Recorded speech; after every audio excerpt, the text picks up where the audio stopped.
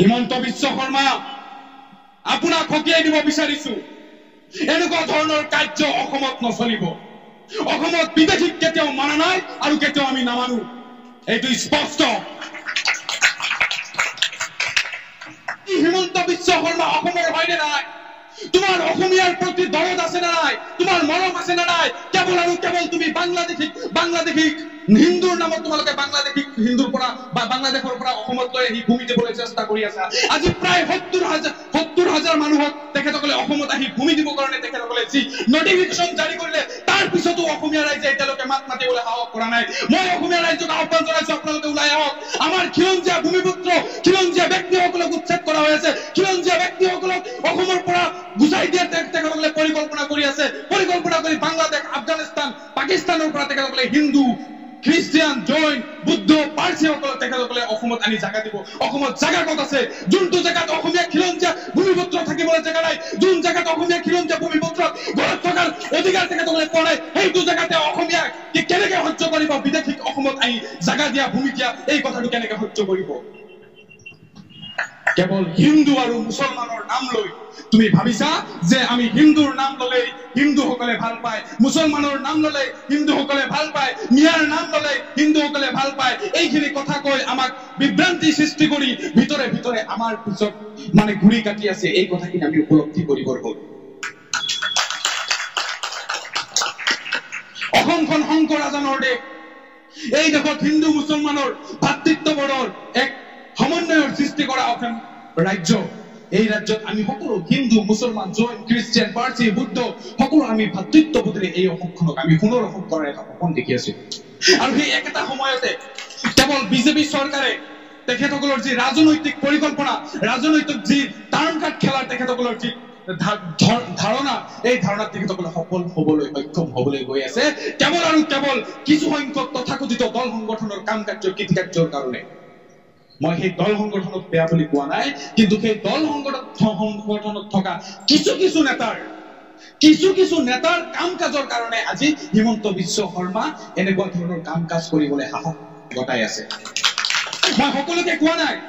মই সেই দল সংগঠনসমূহক আহ্বান জনাব বিচাৰিছো যে আপোনালোকে বুজি উঠক আসল কথাটো আপোনালোকে উপলব্ধি কৰক আসলতে অসমীয়াৰ অৱস্থা কি আসলতে অসমৰ কি অৱস্থা আসলতে অসমখন কোন দিশে গৈ আছে এই কথাখিনি আপোনালোকে উপলব্ধি কৰক ভাৰতত আপোনালোকে সকলোৱে গম পায়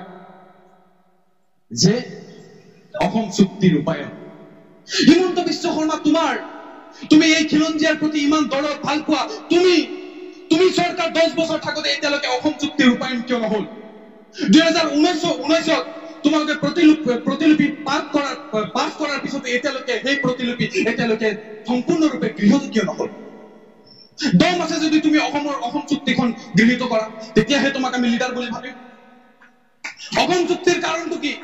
যে অসমৰ ভাষা সংস্কৃতি কলা এই গোটেইখিনিক যাতে আমি আমাৰ অসমখনক ৰক্ষা কৰিব পাৰো আজি বাংলাদেশৰ পৰা বাংলাদেশী হিন্দুৱে হওক বা জৈনে হওক খ্ৰীষ্টানে হওক বা মুছলমানে হওক সেই সকল যেতিয়া আমাৰ অসমত আহিব সেই বাংলাদেশী কেইটা অসমীয়া ক'ব নেকি আপুনি কওকচোন কেতিয়াও নকয় আজি বৰাকত বঙালী ভাষী মানুহ আছে মই তেখেতসকলক তুচ্ছ তাচ্ছিল্য কৰা নাই কিন্তু সেই একেটা পৰিস্থিতিতেই যে বাংলাদেশৰ মানুহখিনিক আমি অসমত জাগাত অসমখনক ভাষাগতভাৱে বিভেদ কৰি ভাষাগতভাৱে দুটা ভাগত ভাগ কৰাই এই বাংলা ভাষী মানুহখিনিক বেছি আপোনাৰ কি কয় সংখ্যাগুৰু ৰূপান্বিত কৰি আমি অসমীয়া জাতিটোৰ অসমীয়া স্বাভিমান অসমীয়া ভাষাটোক নষ্ট কৰিবলৈ যোৱা নাই নে এই কথাখিনি আমি কেতিয়া উপলব্ধি কৰিম এই কথাখিনি আমি কেতিয়া বুজি পাম আমি হিন্দু মুছলমানৰ টাৰ্গেটটো বাদ দিওঁচোন এইটো ইতিহাসে কয় যেতিয়াই এখন দেশৰ সংকট আহে যেতিয়াই এখন দেশত এক ৰজাই গণতান্ত্ৰিক দেশত যেতিয়া শাসক পক্ষই ৰজাৰ দৰে নিজকে চাবলৈ আৰম্ভ কৰে তেতিয়াই তেখেতসকলে জাত পাতৰ ৰাজনীতি আৰম্ভ কৰি দিয়ে আজি হিন্দু আৰু মুছলমানৰ ৰাজনীতি চলি আছে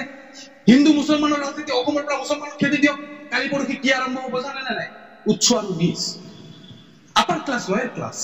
এইটোৱে ৰাজনৈতিক পৰিক্ৰমা এইটোৱে পলিটিকেল এজেণ্ডা এই কথাখিনি আমি উপলব্ধি কৰিব লাগে যে আমি জাত পাতৰ ৰাজনীতি ধৰ্মৰ ৰাজনীতি বাদ দি কিনে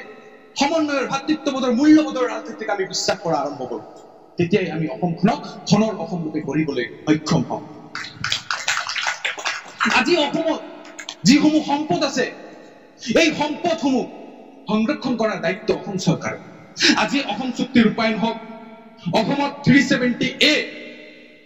সেকশন 370A লাগু হওক, তেতিয়াই আমি আমাৰ খনিজ সম্পদৰ যি অধিকাৰ, এই অধিকাৰ আমাৰ খিলঞ্জীয়া ভূমিপুত্ৰৰ ঘৰে ঘৰে যাব, আমি নিজে নিজে পাম। তেতিয়া আমি টেক্স আমি চেন্ট্ৰেল গভৰ্ণমেণ্টক দিব নালাগে, তেতিয়া আমাৰ সম্পদৰ অধিকাৰ আমাৰ থাকিব। আমি তেতিয়া অসমখনক আগুৱাই লৈ যাওঁতে বেছি দিন সময় নালাগে। এইবিলাক চিন্তাধাৰা অসম চৰকাৰৰ নাই। কেৱল জাত পাতৰ ৰাজনীতি, হিন্দু মুছলমানৰ ৰাজনীতি কৰি অসমখনক দ্বিখণ্ডিত কৰি, অসমত তোলপাৰ কৰি, ভেদাভেদৰ সৃষ্টি কৰি, হয় ধৰ্মৰ নামত ৰাজনীতি কৰি সাম্প্ৰদায়িক সংঘৰ্ষ লগাই অসমখনক নষ্ট কৰাৰ চেষ্টা কৰি আছে। গতিকে হিংসাকুবাসী ৰাইজক যি আন্দোলন, এই আন্দোলনক অসম চৰকাৰে অতি সোনকালে 1 মাহৰ ভিতৰতে তেখেতসকলক পুনৰ সংস্থাপন আৰু ভূমি তেখেতসকলক দিব লাগিব বুলি ছাত্ৰ মুক্তি সংগ্ৰাম সমিতি আৰু কৃষক মুক্তি সংগ্ৰাম সমিতিয়ে আমি দাবী উত্থাপন কৰিছো। আৰু যদি নিদিয়ে তেন্তে অসমত এনেকুৱা আন্দোলন সৃষ্টি কৰি হিমন্ত বিশ্ব শৰ্মাৰ বুকু কপি যোৱাকে আমি আন্দোলন সৃষ্টি কৰিবলৈ বাধ্য হম।